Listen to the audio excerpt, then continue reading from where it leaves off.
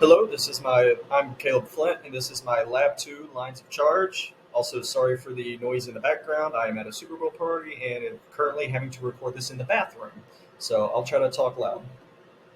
All right, for the introduction, the purpose of this lab is to continue from the first lab that we did 2 weeks ago, but now treat the tapes as having a uniformly distributed charge along the length instead of a point charge, and then simulate two of these tapes interacting in Python. So some of the concepts involved for this lab involve Coulomb's law, conservation of charge, behavior of electric fields and electric charges. From the first lab, previous results were found to be 1.30 e to the negative a coulombs, and the new results from this lab found to be 1.44 e to the negative 8 coulombs. So a little bit of a difference.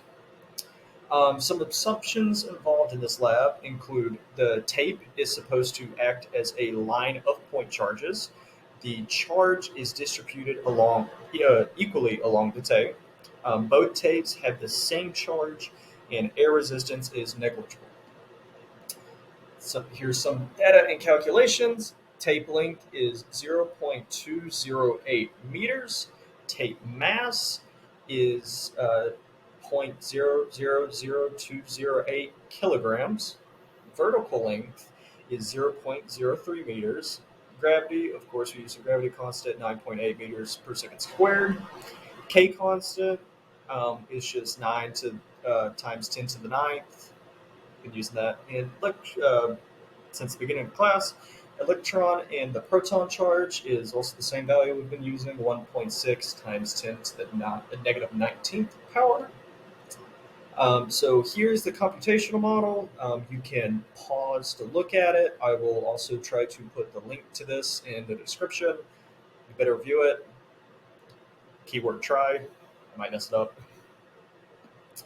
Here's the rest of the code kind of at the end.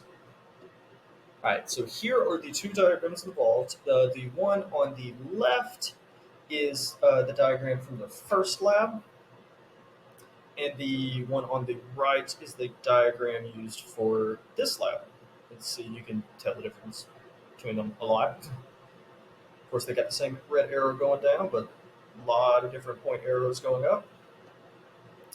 Right. So for the discussion for this lab, what if you had a model each of your tapes as a single part charge, like in the previous lab, compare the estimated value of the charge you get when you use your experimental data to produce a point charge model to the value you got with your line charge model. So the difference between this, of course, discussed in the beginning, is it would be 1.38 e to the negative 8 versus 1.44 e to the negative 8. This is actually a 10% difference. It might be a little bit too high a difference. And the line charge involved in this will have a greater charge than the point charge. Why do these estimates differ? Which value is more likely to be closer to the real value, and why? These values involved differ because one value calculated is using a point charge and the other is a uniformly distributed charge. The value that is more likely to be closer to the real value is, of course, the value of the uniformly distributed charge. This model is more realistic since tape is shaped more broad and not a point charge.